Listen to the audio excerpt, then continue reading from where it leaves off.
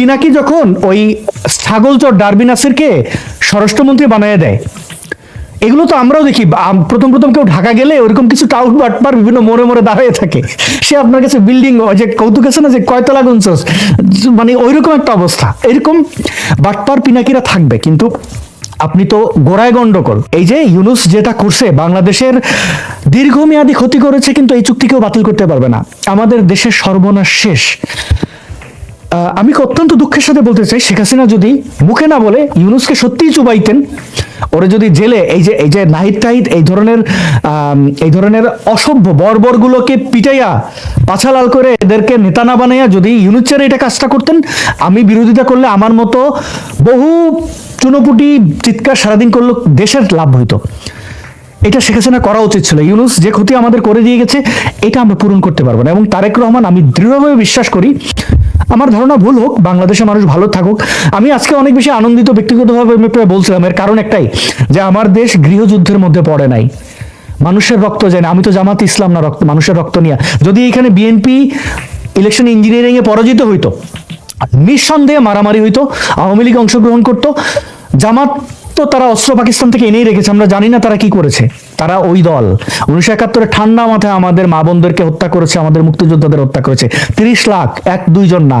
তো ওরা এইবারও তাই করতো। ওদেরকে রাজনৈতিকভাবে এখন মোকাবেলার একটা সুযোগ হচ্ছে। খুব দ্রুত যদি আওয়ামী লীগকে বিএনপি না ফেরায়, এই বাংলাদেশে শান্তি আসবে না। তারেক রহমান এই যে ড্যামেজ ইউনুস করেছে, ও তো ভাসুরের নাম মুখে নিতে পারবে না যে ইউনুস চাই ক্ষতি করেছে। তারেক রহমান ওই হ্যাডাম নাই যে দেশে আসতে পারে না, মানে মায়ের মৃত্যুতে দেশে আসতে পারে না, সে ইউনুসের বিরুদ্ধে বলতে পারবে না। আওয়ামী লীগ ফিরলে এবং খুব দ্রুত একটা ইলেকশন, যেটা ইনক্লুসিভ ইলেকশন, সেটা হোক। জামাত 10টা ভোটও পাবে না।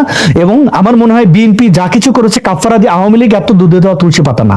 আওয়ামী লীগ বিএনপির মতোই কাজ করেছে। দুই দলের উচিত বাংলাদেশের মানুষের জন্য কাজ করা। অন্ততপক্ষে সুলতান আপা দেখেন, জামাত তার জীবন মানে জন্মলগ্ন থেকে এই যে সুযোগ পেয়েছিল, এই সুযোগ কোনোদিন পায় নাই, কোনোদিন পাবেও না। সেই সুযোগ কিন্তু এই বাংলাদেশের মানুষ তাদের কাজে লাগাইতে দেয় নাই। দেখেন, জুলাইয়ের আন্দোলনের মতো এদের কথায় প্রতারিত যদি হইতো, জুলাইয়ের আন্দোলনে তো মানুষ বিভ্রান্ত হয়েছে, কিন্তু তারা কিন্তু মানুষকে বিভ্রান্ত করতে পেরেছে। এইটা তাদের সাকসেস। এইবারও তারা মানুষকে চরমভাবে বিভ্রান্ত করতে চেয়েছে। অর্থ, সামাজিক যোগাযোগ মাধ্যমে সব দখলে কিন্তু জামাতের। আমি 100টা পেজের নাম বলতে পারবো যা দেখলে মনে হয় আওয়ামী লীগের। এই যে Anwar TV, Iqbal TV, DU insider, এই যে কদরউদ্দিন শিশির ফ্যাক্ট চেকার, যাকে আওয়ামী লীগাররা পেলেছে, বলেছিলাম এরা রাজাকার, কিন্তু কেউ মানে কি আর বলি। তো যা গেছে গেছে। বাংলাদেশের মানুষ কিন্তু এই চরমতম সময়ে এসে, মহান মুক্তিযুদ্ধে যেভাবে মানুষ দাঁড়িয়েছিল বঙ্গবন্ধুর এই এক তর্জনীতে, এইবার কিন্তু সেইভাবে কেউ ডাক না দিলে মানুষ বুঝে গেছে যে তোর জান্নাত তোর কাছে রাখ, তুই বাটপার। জামাতকে প্রত্যাখ্যান করেছে। এই মুক্তিযুদ্ধের যারা দাবি করে, ওন করে যারা, আওয়ামী লীগ বিএনপি দুইটাই করে, জাতীয় পার্টিও, তাদের উচিত সম্মিলিতভাবে এই জামাতকে নির্মূল করা। তাদের শাস্তি নিশ্চিত। জামাত এই দেশে ব্যান হবে এবং যুদ্ধাপরাধের জন্য তারা ক্ষমা চাইবে আমাদের বীর মুক্তিযোদ্ধা যারা বেঁচে আছেন তাদের আত্মীয় স্বজনের কাছে, লিখিত ক্ষমা। রাজনীতি নিষিদ্ধ কেন করে না কেউ? না, ওরে তো আবার হ্যাঁ, আওয়ামী লীগ ওইটা করেছে যে তাদের ইয়ে করে নেয়। আমার মনে হয় যারা ভিকটিম, আপনারা আমার কাছে কি ক্ষমা চাইবে? যারা মুক্তিযুদ্ধে সরাসরি ভিকটিম, তাদের বাড়ি বাড়ি গিয়ে লিখিতভাবে ক্ষমা চাইবে। তারা যদি ওইটাতে সই করে যে ক্ষমা করলাম, হানা ভোট হবে। শুধুমাত্র মুক্তিযুদ্ধের পরিবার, ভিকটিম জেনুইন যারা, তারা ভোট দেবে। তারা যদি তাদেরকে মাফ করে, তারপরে তারা রাজনীতি করবে নিয়ে এটা মুক্তিযোদ্ধারা ডিসাইড করবে। এর আগ পর্যন্ত তারা কোনো রাজনীতি করতে পারবে না। যার ভালো লাগবে না, পাকিস্তানে তাদেরকে আমরা টাকা দেবো, তাদেরকে বিমান ভাড়া করে পাকিস্তানে পাঠিয়ে দেওয়া হোক, বা তারা যে দেশে যেতে চায় তাদের যেখানে। বাংলাদেশে থাকতে গেলে নাকে খত দিয়া সেকেন্ড ক্লাস সিটিজেন হিসেবে থাকতে হবে। কারণ কোনো গণহত্যাকারীর সাথে আমি একই বিছানায় বা একই চেয়ারে বসবো না, একই হোটেলে খাবার খাবো না, অসম্ভব। কারণ সে সুযোগ পেলে আমাকে ছুরি মারবে। তো আপনার কি মনে হয় যে জামায়াতের এখন বোঝা উচিত যে বাংলাদেশে তাদের রাজনীতির কোনো ভবিষ্যৎ আসলে নাই? এটা তারাও জানে, তারাও খুব ভালো করে জানে ভবিষ্যৎ নেই, কিন্তু চক্রান্তকারীকে আপনি কোনোদিন থামাতে পারবেন না। তারা এই খড়কুটাই, কখনো ইউনুস, কখনো ইয়াহিয়া, কখনো জিন্না, সামনে হয়তো জানি না আমরা, মানে তারা কখন কার গোলাম হবে, কার দালালি করবে, কার কাছে দেশ বিক্রি করবে। আমি মন্দের ভালো হিসেবে খুশি যে বিএনপি এদেরকে পরাজিত করেছে, কিন্তু এটা তো সত্য, ইউনুস আমেরিকার কাছে যা দিয়ে দিয়েছে বাংলাদেশের, আপনি কি এটা পূরণ করতে পারবেন? বিএনপি সেই চুক্তি বাতিল করতে পারবে না, আওয়ামী লীগ পারবে? কেউই পারবে না। তো জামাত এই যে ইউনুস দিয়ে দিল আমেরিকাকে এত এত এত কিছু, মানে এটা সংক্ষেপে বলার তো কিছু নাই, এটা সবাই জানেন। নির্বাচনের ঠিক আগে যেন মানুষ এটা নিয়ে মাতামাতি করতে না পারে। তো এই দায় কি জামাতের কাছ থেকে বুঝে নেবে কিনা? ইউনুস তো পালাবে। এবং আমি আরো আনন্দিত, এই হাসনাত সহ অন্যান্য কয়েকটা এমপি হয়েছে, আশাবাদী যে ওরা অন্ততপক্ষে, যদি ওদের সৎসাহস থাকে ওরা যেন না পালায়, অন্ততপক্ষে এই এমপি গিরি কেমন লাগে, এটা খাইতে কেমন, মাথায় দিতে কেমন, সেটা একটু তারা বুঝুক, পালায়া না যাক, তাদের শাস্তি আমরা নিশ্চিত করতে পারবো।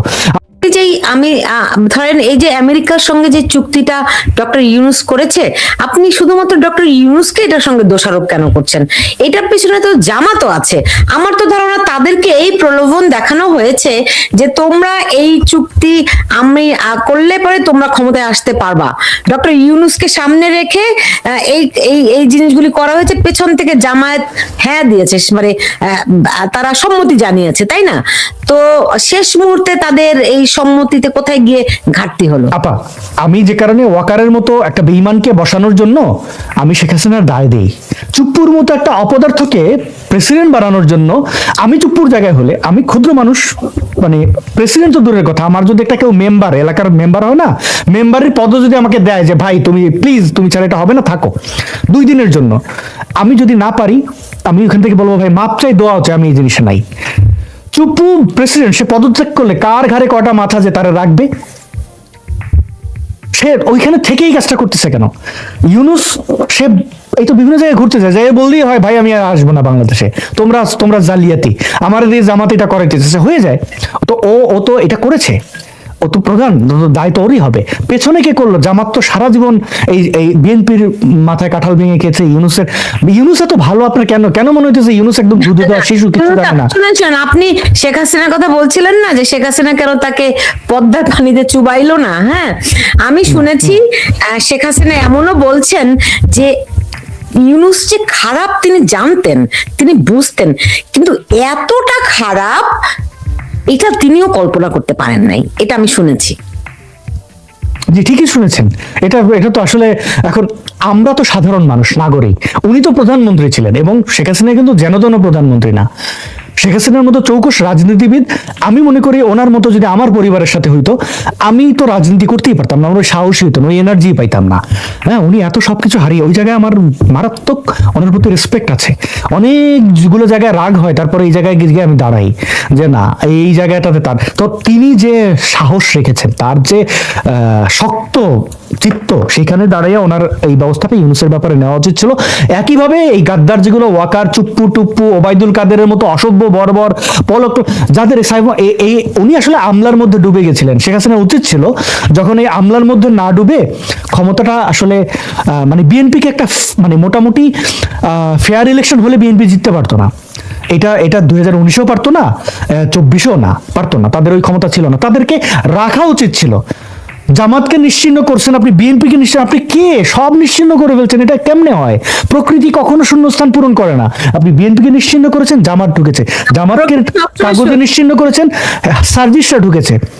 আমার বঙ্গবন্ধু, আমার জয় বাংলা, তারা কিন্তু মাসুদ টাসুদ সব ঢুকেছে, এইভাবে ঢুকেছে। তো এই জায়গাটা ওরা পেতো না যদি ছাত্রলীগের পোলা পান, এই যে যুবলীগের যারা বলে আমাকে যে আমরা কি মারামারি করবো ভাই, ট্রেনিংই তো নাই, 10 বছর ধরে তো প্রতিদ্বন্দ্বী নেই, নিজেদের মধ্যে মারামারি করে কুল পাই না। তো আমি আর ডামি এগুলা করলেন কেন শেখ হাসিনা?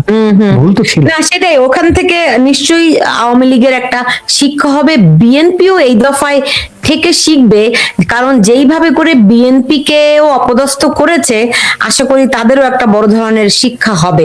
কিন্তু আপনার কি মনে হয় যে মানে জামায়াত এই যে পরাজিত হচ্ছে, মানে ক্ষমতা এত কাছে এসেও ক্ষমতাটি পেল না,